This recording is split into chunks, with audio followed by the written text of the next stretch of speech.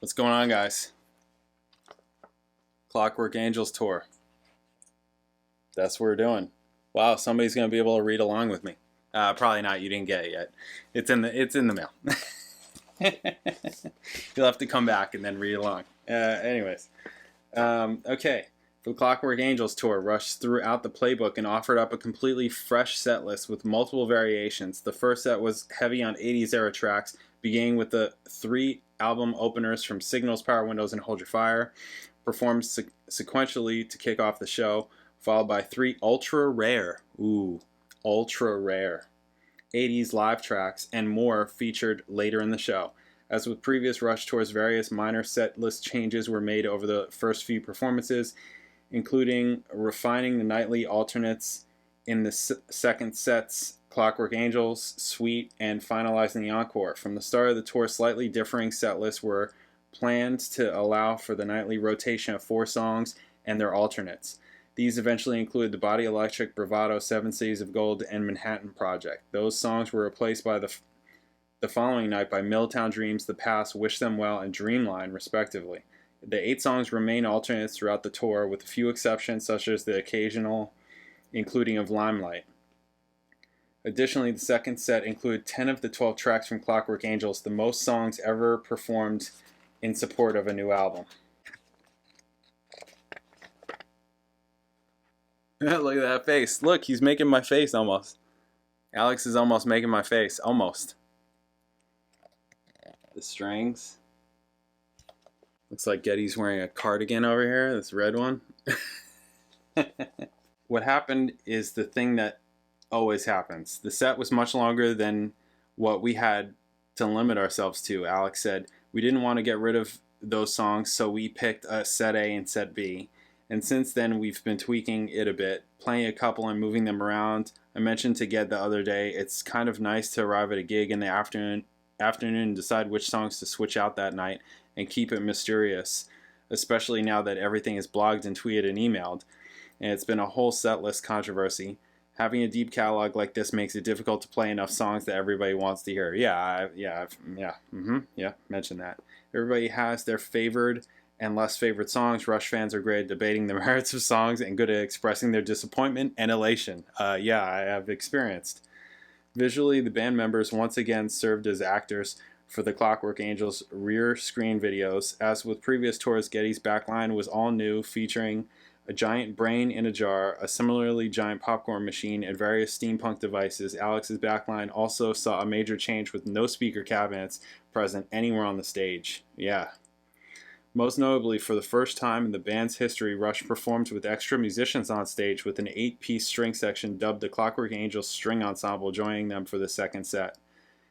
I kept talking about it with the other guys, and Neil was more ready for that than Alex initially. Getty said about adding the ensemble. Alex is a little reticent. He likes to have the 3-piece, no strangers on the stage. I think by day 2 in the rehearsals that all changed. We were just loving it and loving the fact that we had these new guys to hang around with on tour. Oh, they toured they full on toured with them. Yeah, I should have known that. Hello. It wasn't just like for the DVD. Oh my God. Getty looks like a professor or something, yelling at, and this guy is just on the toilet or something. Yep, there we go. But Getty, look at that checkered shirt or whatever that is. What do they call that pattern? Anyways, they were contributing so much visually by being so into it and being such great players. It brought a new life to the tour, and we crossed our fingers our fans would see it the way we saw it, and I think they certainly did. Clockwork Angels tour itself was divided into 2 legs. The first kicked off on September 7th in Manchester, New Hampshire, and consisted of 35 shows, coming to a close on December 2nd in Houston, Texas. The November 25th and 28th dates were filmed for the Clockwork Angels tour DVD release. The 2013 leg began on April 23rd in Austin, Texas, and consisted of 37 shows, concluding on August 4th in Kansas City, Missouri. The June 8th headlining date at the Sweden Rock Festival marked Rush's first European festival performance in 34 years. Yeah, wow, they didn't really do that kind of thing.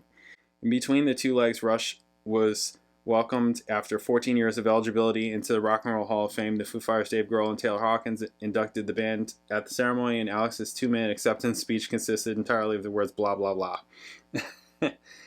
Afterward, Grohl and Hawkins, along with co-producer Nick Raskulinecz, performed 2112 Overture while dressed up as Rush circa 1976, complete with kimonos. The band members joined in for the end of the song, then performed Tom Sawyer and the Spirit of Radio. Other inductees and presenters included all these people, and they played Crossroads. Dave Grohl on stage said, "When the fuck did Rush become cool?" Yes. Okay. Here's a little bit more. That's from The Garden, right? I edited the videos. I haven't watched them yet, but I know that that's from The Garden. I don't know what that one's from. The top one. It's from something off of Clockwork Angels. Oh, it says Far Cry. There you go. It says it at the bottom, Far Cry. Okay, so what do we have? The tickets. Ticket prices. Nuts. Just the first show. Your cheapest tickets are $48.50. And your most expensive are $350. Right? Which that's like the going rate now. Not quite, it depends. But, you know, yeah. Jeez. And they so yeah, there was that. This was Manchester, New Hampshire, September 7th. 8,137 people sold out. Concert grossed $608,000 and change. So over $600,000. Next concert in Virginia, they grossed over $750,000. And they had a lawn option for $26. They didn't sell out. They were 2,500 people short of selling that out. Next one grossed over $500,000.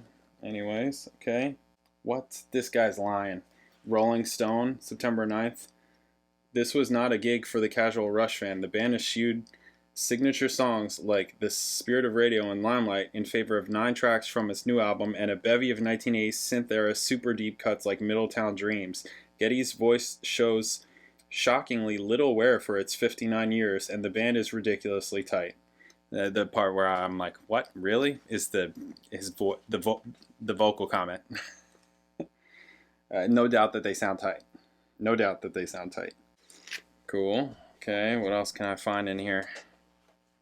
There's always so much information in here. It's almost I mean, it's not too much, but it's almost too much, but you know, it's a lot. September 16th, 2012, Kevin J. Anderson and Neil Peart's Clockwork Angels novelization debuts at number 18 on the New York Times hardcover fiction bestseller list. Cool. So they were inducted into the Hall of Fame, and now I feel like all of these reviews are going to be positive. They're like all just going to be glowing. We've been following them for over 30 years, and they've always been our favorite band. The revisionist history, right? Gotta love it. Neil having tendonitis attacks in his left elbow. Jeez. Newark, New Jersey, they grossed over $1 million. So it looks like the grosses range, you know, from 500,000 to $1 million. And, you know, all in between, obviously. Rush strikes inspirational gold. Sounding as good as ever. Band Rush gives fans a ride in a time machine. Rush knows how to put on a show. Decades of touring have provided it with expert knowledge. LA Times all of a sudden coming around. Right? You knew it was going to happen. You knew it. That's how these fuckers do it. Rush remains an epic force. Like jazz musicians, the members of Rush have improved as they have aged, yet still manage to maintain a very high energy level. Rush's grand design, new Hall of Fame inductees, open tour, new heavies, right? Monstrous, yeah. Just all kinds of, you know, praise, talking about songs on the set list. Damn. Daily Press, where is this? Virginia Beach? Rush playing Virginia Beach ignored the tug of nostalgia. A big chunk of Sunday's crowd seemed to be hardcore Rush followers who were elated with the set list, but more casual fans may have missed some of the band's most melodic tunes. Yo. What? It's both admirable and regrettable that the band didn't turn the show into a greatest hits review, which is like, come on. How many of their... They just did R30. Like, are you kidding me? The choice might have made the show less accessible, but it reflects one reason Rush remains a going concern. Remains a going concern after 40 plus years? I don't understand that. The choice might have made the show less acceptable, but it reflects one reason Rush remains a going concern after 40 plus years. A going concern? I don't know what that means. I feel like you should get out of writing. They only get better with age. Yeah, all these glowing reviews now all of a sudden. All the glowing reviews. Cool. So, you know, that's what it is. Yeah, I'm excited to check out this concert, not for his voice. I'm really scared about that. I'm scared. I was scared last time, and it wasn't as bad as I expected. I don't think I'm going to get that this time. I may be wrong. We'll find out. So, yeah. I'll catch you guys then. I'll see you guys in those videos. Catch you on later.